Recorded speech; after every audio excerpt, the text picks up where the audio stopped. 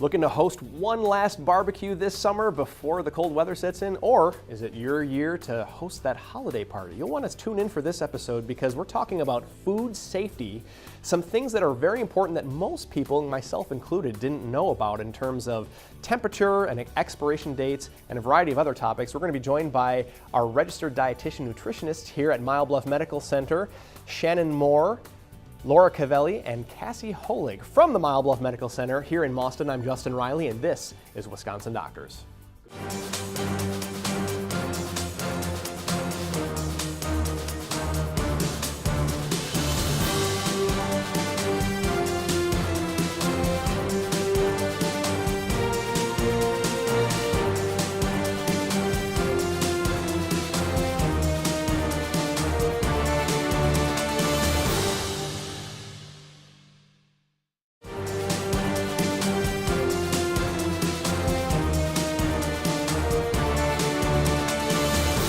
Welcome back to Wisconsin Doctors. We are here at Bluff Medical Center, and as we transition out of cookout season and into, dare I say it, holiday season, food is something that's always on our minds. And with that is an important discussion about food safety. And I'm joined now by three great panelists. This is Shannon Moore, Laura Cavelli, and Cassie Holig. How are you guys? Hi. Good. Great. Good to have you with us today. So there are often errors that people, I guess, commit, sins, if you will, that people commit when talking about cooking meat. What are some of those safety errors when we talk about cooking meat?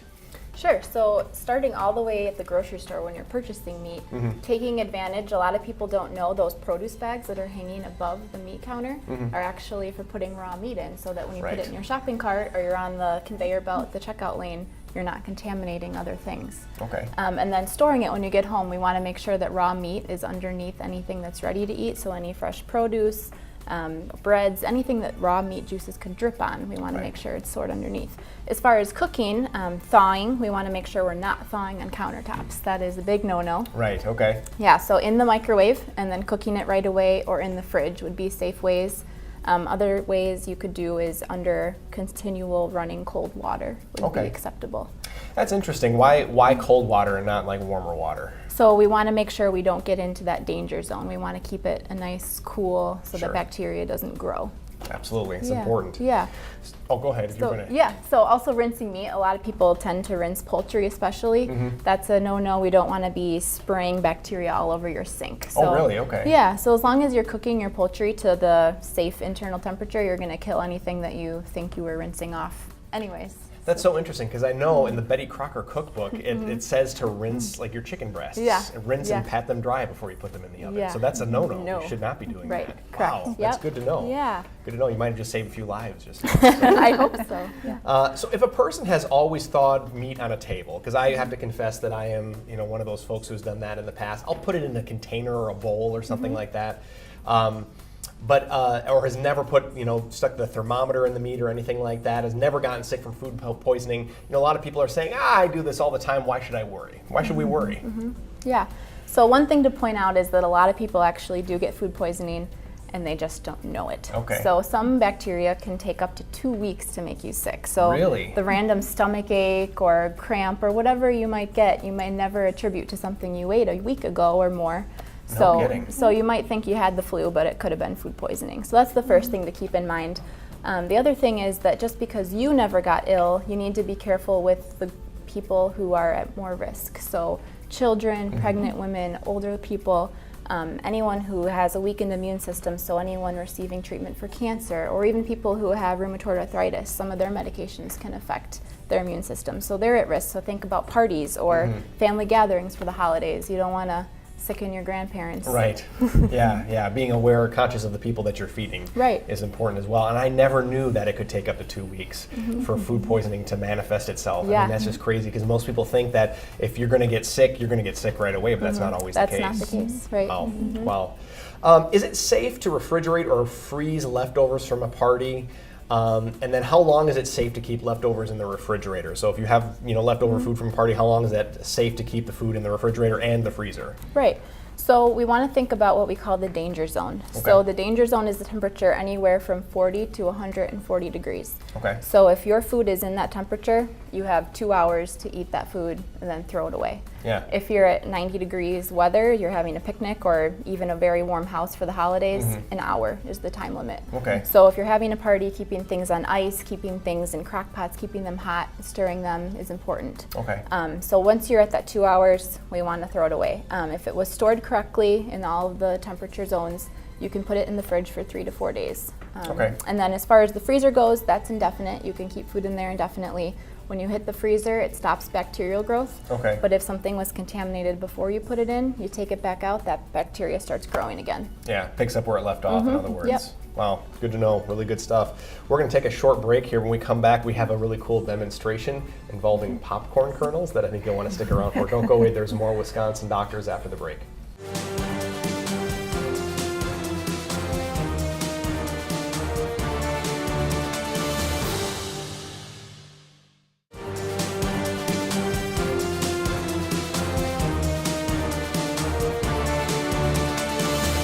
We're talking food safety here on Wisconsin Doctors at Bluff Medical Center, and we talked a little bit about the danger zone in our last segment and the importance of making sure that food does not stay in the danger zone for more than 2 hours, especially if when the temperature is warmer. When room temperature tends to be a little bit warmer, then that danger zone time frame kind of narrows a little bit. But the danger zone being between 40 degrees and 140 degrees. So you always want to try to keep food below 40 degrees temperature-wise or above 140 to kind of keep that bacteria out. And Cassie, I understand that we have a little bit of a demonstration here, and you're going to kind of explain to us what we're looking at here. Sure. So we tried to come up with a visual to kind of explain why you should care about this. Okay. So, for example, you have pizza that's sitting Right. out at the room temperature. So after just an hour and 1 hour, this would be about the amount of bacteria growth. Multiplied by 1 billion, you would say. Yeah, right, yeah. So then after just 2.5 hours, you can see how much more bacteria there is. And then It's like 4 times the amount at least, Yeah. it looks like. Wow. so then okay. we also have for 5 hours, so you can just see how quickly this can grow. Yeah. And then 9 hours, and finally we have 11 hours. And there's no Wow. saying at what point you're going to get sick. It's just to show Right. that Yeah. probably rethink that leftover slice of pizza that's been sitting out. Yeah, I have to confess there have been times where I've left pizza out overnight and then for just a quick, easy breakfast the next morning. So, you know, but this is something that's really important in that, you know, even if you think you have a powerhouse immune system, I mean, that's going to weaken it. Like 11 hours of sitting out, that's going to weaken your immune system. There's no doubt about that. So, you know, a lot of people will say they'll kind of use the smell test or the taste test, and they'll say, "Oh, this smells okay, this tastes okay." I mean, is it still safe to do that, to eat if it smells and tastes okay? So when it comes to smell, taste, sight, there's no true reason or no true way to see if that's actually going to determine whether the food is spoiled or not. It's good to know how long it's been in the fridge, when you last cooked it, and just the storage of it as well. That's what truly affects it. We can't just look at something and say that it's good. Right. And then what about microwaving it? A lot of people will say, "Oh, I left this out. I'll just toss it in the microwave till it's steaming hot and everything should be okay." Yeah, so that it's a good method, but again, it doesn't necessarily guarantee that everything is killed off. You do want to microwave it until it's steaming hot to make sure you get as much as possible. Yeah. But again, there's no sure sign of knowing. Right, absolutely. Now, what about produce? Like we look at melons, let's say, do they need to be washed since just the inside is being eaten? I mean, should we still be washing the rind on the outside? Yeah, so definitely will want to wash it either way. If you think about like a melon, you could see some of the dirt on it, so you're going to want to wash that off. But also think about like a cantaloupe, you're going to cut that with a knife. That knife is touching the outside as well as the inside.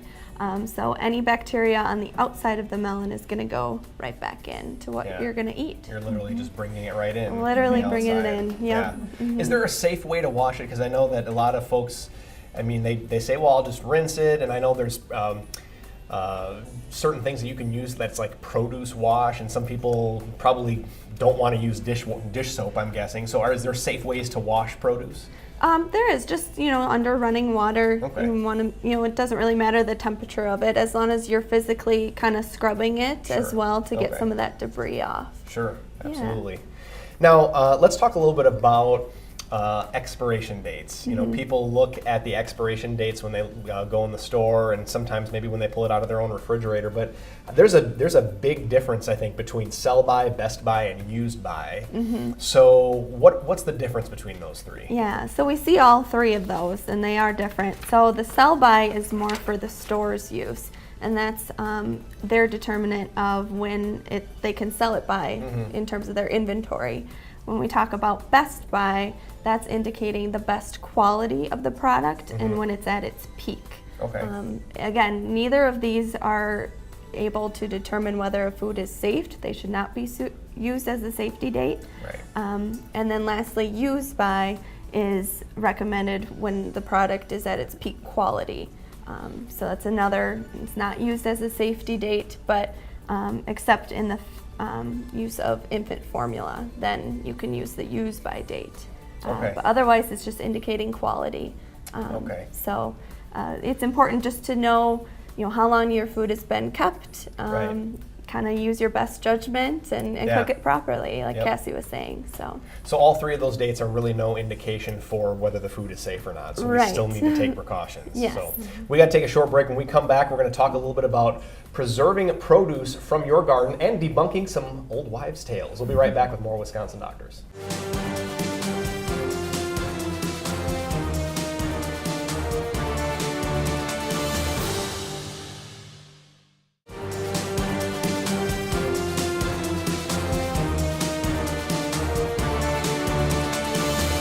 Welcome back to Wisconsin Doctors. We're here at Bluff Medical Center discussing food safety, and I've learned a lot here. I learned that eating that slice of pizza that's been sitting out all night as a quick breakfast is not such a good idea, maybe.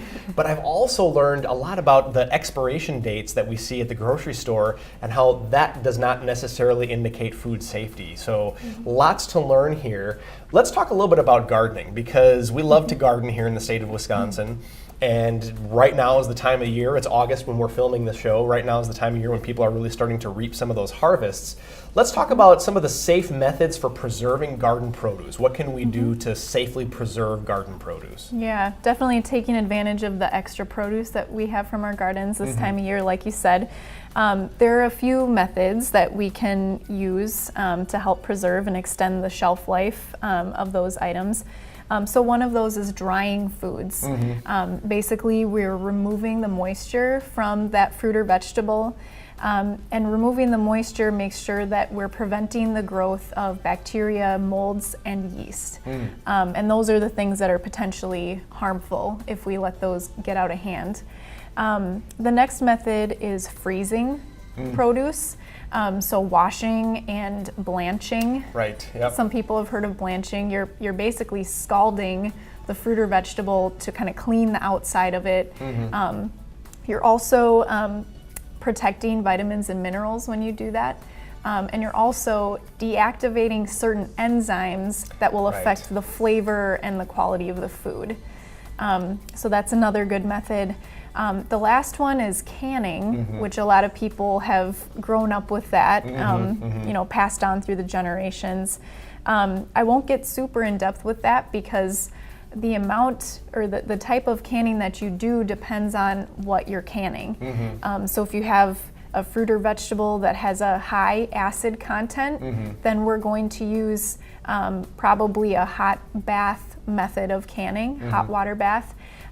If it's a low acid fruit or vegetable, then it's a high pressure type. And we're gonna actually post some web links for people to refer to, because we strongly recommend that they use recipes when they can, because you don't want to get into a harmful, danger place in terms of canning. Yeah, some of the little things that you might change or tweak in a recipe could really change, the acidity of a product or whatever, and then that would in turn change the way that you need to can it to properly save it. Correct. Yeah.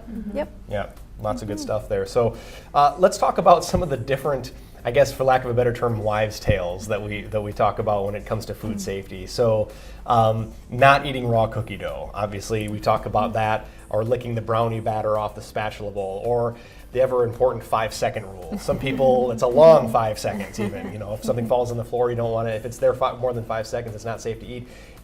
Can we debunk some of those, or is there any truth to any of those? So if we're talking about cookie dough, brownie batter, I'm sad to say that we're not only worried about the raw eggs. Okay. That was something that most people grew up hearing, you know, the raw eggs carry the risk of salmonella. We're also concerned about raw flour. Flour that's not cooked can contain E. coli. So it's really important that we're eating cooked cookies and cooked brownies and not the dough. I'm sad to say. Yes, yes. And then for the 5-second rule, there have been a lot of studies that they've looked at, you know, the growth of bacteria on a certain food for a certain length of time if it's fallen on the floor. And even less than a second, bacteria can latch on to that food item. So the 5-second rule really doesn't hold true either. Right. You have to eat it before the 5 seconds is up. That's the key, right? Don't listen to me. Don't listen to me. So good things to know, especially when it comes to the, you know, I'm guessing flour, I could be wrong, but flour maybe has a slightly different standard because it's assumed that you're going to cook this to a temperature that's going to kill the bacteria and not eat it raw. Because I mean, flour is not meant to really be eaten raw. So very, very important to make sure that that is cooked when you're eating it. Let's talk a little bit about just when cooking in the kitchen. What are some other important things to keep in mind for food safety when we're in the kitchen? Yeah, when we're in the kitchen, I want people to think about their washcloths and sponges a little bit because those tend to get forgotten. And so if you've had something, you know, a sponge you've been using, we recommend washing washcloths and sponges every 2 days. Okay. And if you've wiped something down, say it's juice from raw meats, then wash that right away. Right. Because that bacteria will just stay on there and grow. Also, think about what you're touching after you've handled raw meat or poultry. Right. If you're going to the sink and washing your hands, you've touched the faucet handle, you've touched the soap dispenser. So those are some sources of cross-contamination. We recommend people sanitize those handles, or the door of your refrigerator is another example. The other thing, when you're storing foods in the refrigerator, it's important to keep in mind the order that they're stored in. So raw meat, raw poultry, we'd say put those on a plate or bowl and store it on the lowest possible shelf because we don't want those juices dripping down onto your ready-to-eat foods. Yeah, we talked about that earlier on the show. When we come back, we got to take a short break. When we come back, we're going to talk a little bit more about food poisoning symptoms, and then also some of that produce, maybe fruits that have gone a little bit mushy. We'll talk about whether those are safe or not to eat. We'll be right back with more Wisconsin Doctors.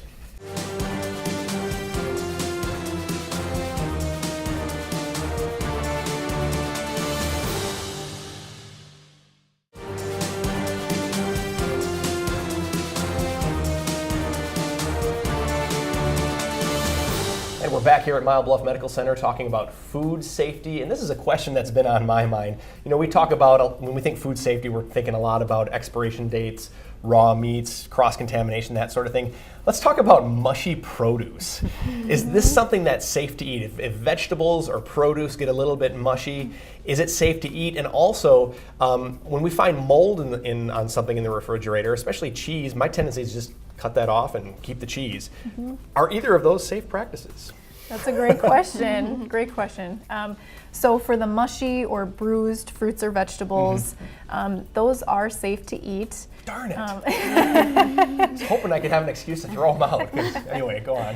Well, and it's a good thing to make sure that there's not molds or that there's not juices leaking from it. Those are signs that the fruit or vegetable is rotten. Okay. So we wouldn't recommend that.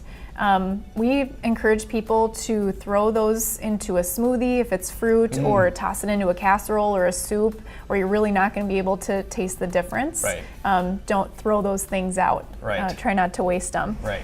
In terms of mold, if it's growing on a soft food, like a soft piece of fruit or bread or a soft vegetable, we would say that's a good one to throw out. Okay. Because the spores of mold can grow very quickly, Okay. and you can't see them all the time. Gotcha. So we'd say toss those out. If it's a hard food, like a hard cheese or a hard vegetable like a carrot, you can cut the mold off of those, and the rest should be safe to eat. Okay, good to know. So I've been doing that correctly, which is good. So let's, we got just a little bit of time left, but let's kind of cut to the chase. Let's kind of cut to the bottom line. What we're concerned about here is safety and people being healthy and not getting food poisoning. But if somebody, in the event that somebody does get food poisoning, or if somebody thinks they might have them, what might be the symptoms to look for? And then also, what are the steps? I mean, should they be rushed to the hospital, call the doctor? What should they do? Yeah, so some symptoms you can expect are some nausea, vomiting, diarrhea, just feeling unwell in general. Yeah, Okay. and exactly. Call your provider if you have dehydration, or if you have blood in your stool, or if you have high fevers. Those would all be reasons to call the doctor, especially if you know where you might have picked up this foodborne illness, because then they might want to test for tracking purposes too. Yes, and it's important to know that you don't want to just track the last 24 to 48 hours. You want to track the last 2 weeks or more to make sure that you didn't run across anything there. So, Right. yeah. Lots of great information here. Anything else you might want to add before we head out? I don't think so. Thank you so much for being here with us today. This is Shannon Moore, Laura Cavelli, and Cassie Holig here from Bluff Medical Center talking about food safety. We really appreciate the information today. Thank you. And thank you for joining us here on Wisconsin Doctors. From all of us here at Wisconsin's 57 and Bluff Medical Center, we invite you to live longer, live better. We'll see you next time.